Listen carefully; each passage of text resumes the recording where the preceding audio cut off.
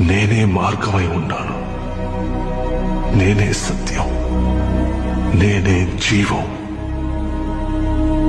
ఆల్ఫాని కూడా నేనే, ఒమేగాని కూడా నేనే, ఆది అంతం నేనే.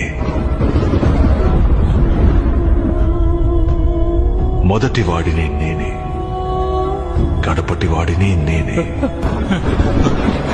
ప్రభు, నేను చావు కోసం ఎదురు చూస్తున్నాను.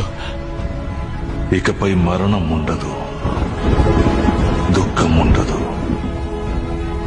ఏడుపు ఉండదు, చింత ఉండదు.